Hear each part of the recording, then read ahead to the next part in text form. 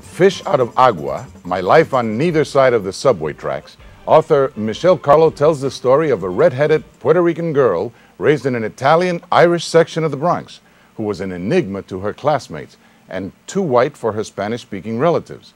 You'll read funny, heartbreaking, and unforgettable stories of this young girl growing up in the 60s and 70s.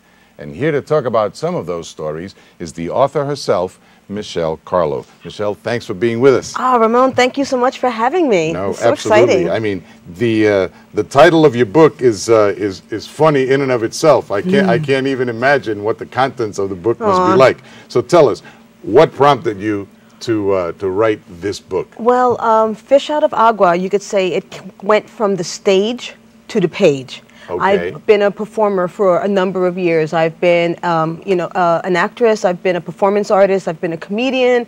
I've been a burlesque MC. I've been a sketch comedy. I've done improv. I've done almost every type of performance you can think of. Wow. And in, I guess, the early mid-2000s, I started doing storytelling. Okay. There's an organization in New York City, in Manhattan, called The Moth. themoth.org, and they run story slams. Now they're like national. Back then, they used to do them at the New Eurekan Poets Cafe once a month, and you'd go there, East 3rd Street between B and C, and you'd put your name in a hat, and if they picked your name, you would go up and tell your story, and it was called a story slam because, like a poetry slam, they were judged. So you would get up, and they would hold up like little moths with like numbers on them, and it would be like 7.6, 8.3, 9.4. And it would be a theme, like it would be revenge, it would be water, it would be stranded. And I was in a writing group then because I was working on doing a solo performance. And my then writing teacher bet me that I did not have the nerve to go to one of these things. And that was, of course, she knew me very well because she said, the best way to get me to do something is to tell me I can't do it. Exactly. Definitely. Okay. I know that feeling. I went. And she said, well, you should just like go and like watch a few times first. And in my mind, I was like, later for that. I went, I put my name in the hat, I got called up last, I told a story, and I won. And I ended up going to the Grand Slam, which is like where all the story slam winners come together. And then I appeared on the Moth main stage, and that just started me segueing into, instead of like, trying to interpret other people's words as an actor, I was writing for myself. And after several years, people kept asking me, when are you going to write a book? And I'd be like, yeah, whatever. But around 2007, I realized if I wanted my life to change, I had to change my life. So I started putting the stories together, and it became Fish Out of Agua. Isn't that interesting? Yeah. And actually, the Moth presentations are aired on TV, aren't they? Yes, they are. I've seen them. Yes. Oh, they're a podcast. They're big. They're like NPR. Better watch out because the Moth is like right behind it. Yeah. But so the book is a memoir, and it's stories about. It's like a red onion. It's got a lot of different layers to it. There are parts that are really hysterically funny, and there are parts that are heartbreaking. There's parts that are serious as a heart attack, and there are 3 heart attacks in Fish Out of Agua. None of which are mine. And all of which are survivable? No, actually, everyone that had a heart attack in Fish Out of Agua is no longer on the planet, unfortunately. But it's about growing up in the 60s and 70s. It's about Latin families. It's about how I became an artist. And there's also a thread that concerns my mother and me, and a secret that was in our family that lasted over 40 years and basically caused like a rift between us. So there's some serious stuff in there, and there's also some stuff that's really funny. It's complicated. Yeah, it's like life, Ramon. That's a great title for a movie. What, it's complicated? I think isn't that already a movie? No, it is. That's why I say so, that. And I'm going to be telling one of the stories from Fish Out of Agua at the Bronx Museum of the Arts this coming Friday as part of Bronx Stories. Oh, outstanding. Here, I have a flyer for you. Let's share a little bit of that. On Friday, March 18th, from 6 to 8:30 p.m.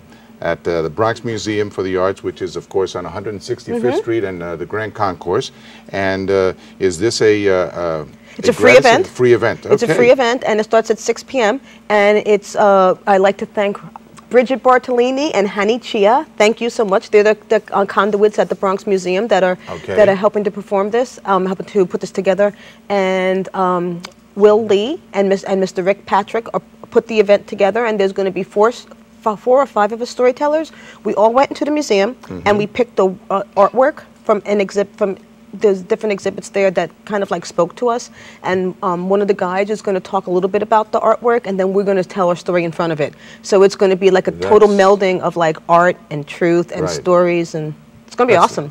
That's beautiful. No, it's beautiful. And it will it be only you, or there'll be several? No, there'll be several other people. There will be me, Tom Lee, Mr. Rick Patrick, Mr. William Lee, and Miriam Tab.